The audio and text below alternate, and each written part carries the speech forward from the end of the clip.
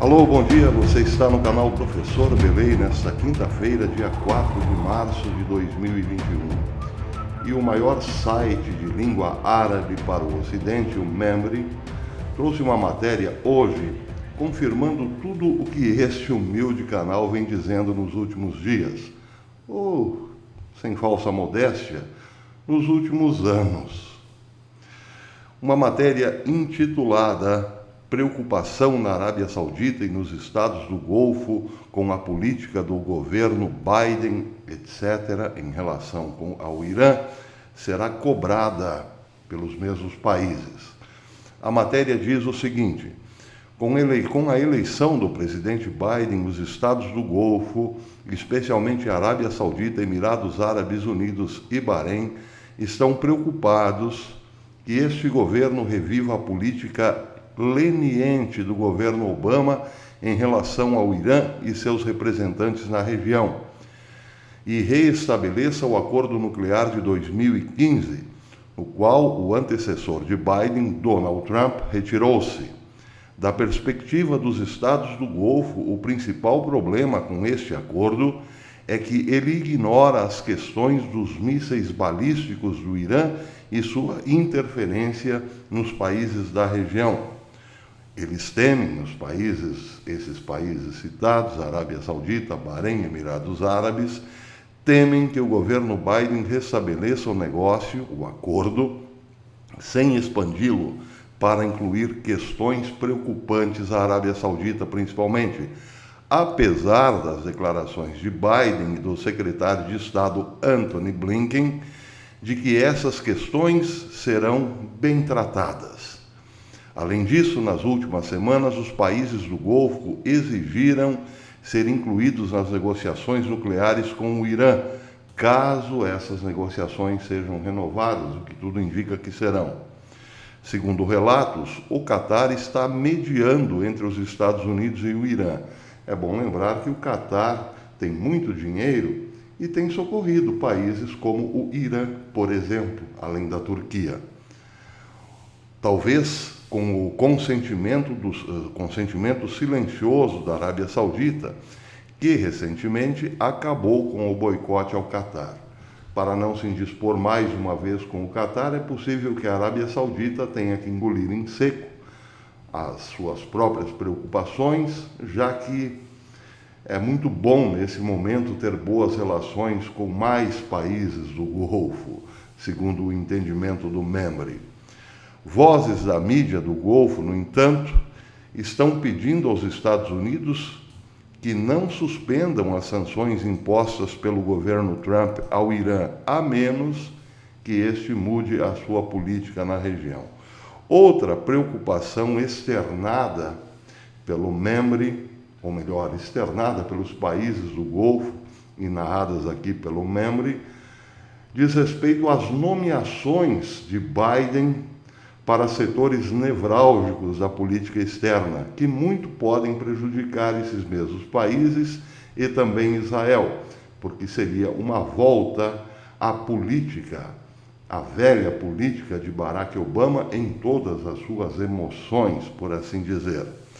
A nomeação de Antony Blinken, por exemplo, como secretário de Estado e Robert Malley como representante especial dos Estados Unidos para o Irã despertou preocupação na Arábia Saudita e entre aliados no Golfo. Eles estão especialmente preocupados que a nomeação de Malley, a quem consideram um aliado do Irã, indique que os Estados Unidos pretendem restabelecer o antigo acordo de 2015, embora este país, o Irã, continue a exibir violência contra seus vizinhos e interferir em seus assuntos internos. Essa preocupação foi expressa também em artigos na imprensa saudita e no Golfo.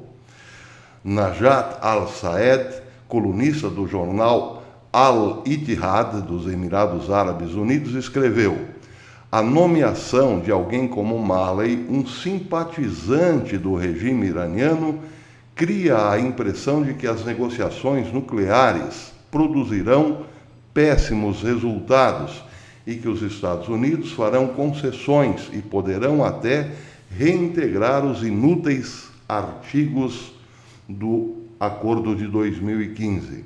O governo Biden criou uma situação que nos leva de volta à estaca zero.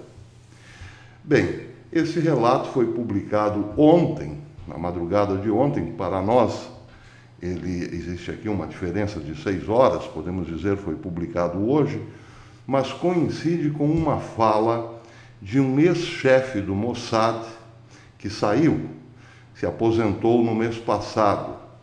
Esse ex-chefe do Mossad fez críticas abertas a Netanyahu e a todo o programa que Netanyahu implementou nesse último ano, no ano de 2020, em relação ao Irã. O ex-chefe não foi identificado, o nome desse ex-chefe do Mossad não foi identificado, aparece apenas com a letra A, ou em hebraico Aleph. Ele concorreu no mês passado à chefia do Mossad e perdeu para outro candidato, que foi escolhido por Benjamin Netanyahu, cuja letra é D, o nome também não aparece, ou então Dalet, em hebraico. Bem, quem chefia o Mossad atualmente é Cohen. Esse senhor que vocês estão vendo, Yossi Cohen. Bem, Cohen foi indicado por Benjamin Netanyahu para chefiar o Mossad em 2016. Anteriormente, ele tinha sido conselheiro de segurança de Benjamin Netanyahu, com quem fez laços de amizade muito fortes. Em 2016, Netanyahu o indicou para chefiar o Mossad.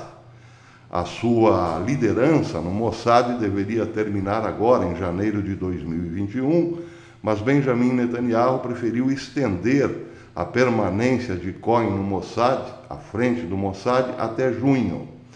Mas a eleição para um novo chefe foi realizada nos últimos dias e este senhor que hoje aparece criticando Benjamin Netanyahu teria perdido na preferência de Netanyahu para outro de letra D, portanto resolveu deixar a sua posição no Mossad. Deixou e saiu atirando.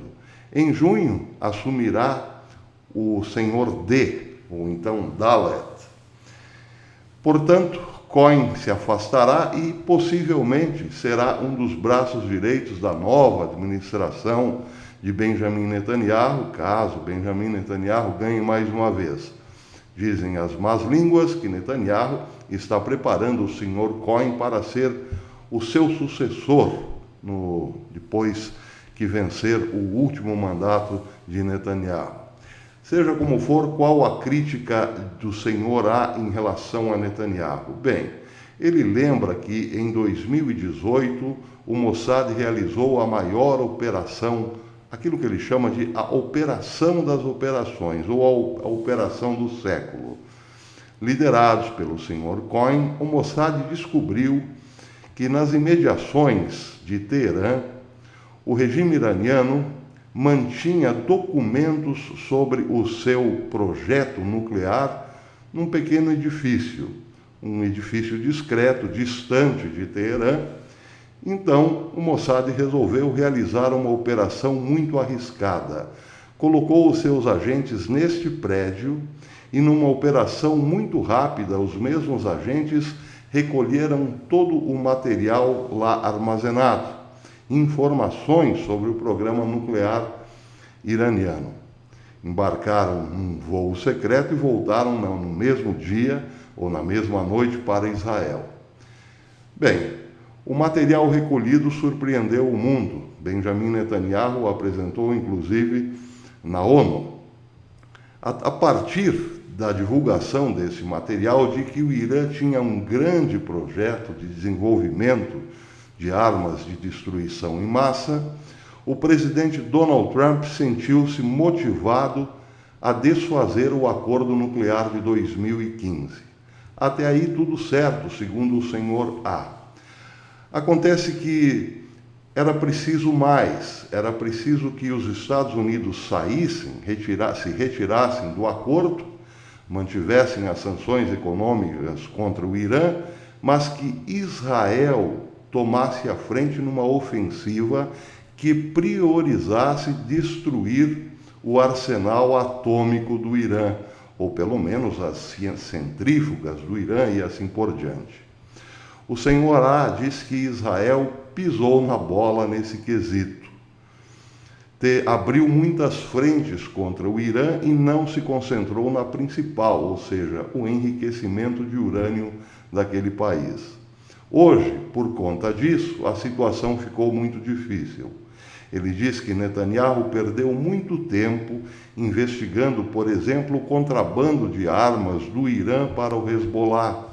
E também perdeu muito tempo em relação à pandemia, entre outras coisas. E deixou de lado a questão atômica, a mais preocupante. E aí, segundo o senhor A, o Irã só cresceu. Hoje tem mais de 2.500 toneladas de urânio enriquecido, segundo o ex-chefe do Mossad. Além do mais, aumentou e modernizou o número de centrífugas e tem pelo menos 3 grandes usinas nucleares trabalhando a todo vapor. Tudo isso, diz ele, haverá um preço, cobrará um preço. Era preciso ter tratado o Irã de modo mais sério, muito mais sério, segundo o senhor A.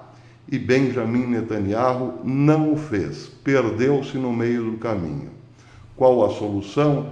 Bem, o senhor A não diz, mas deixa entender de que a única solução que resta agora é uma ação forte, bélica, uma resposta poderosa de Israel contra o Irã.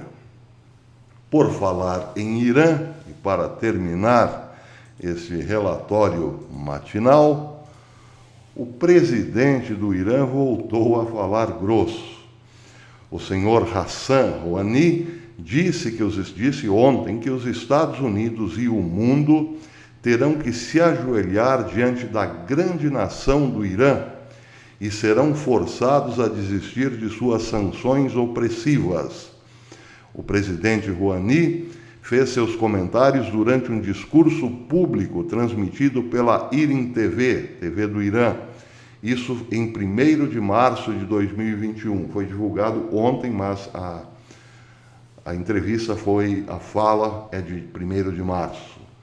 Ele acrescentou que o fato de que, entre aspas, o açougueiro assassino da América, referindo-se ao ex-presidente Trump, foi derrubado, é uma grande vitória do Irã.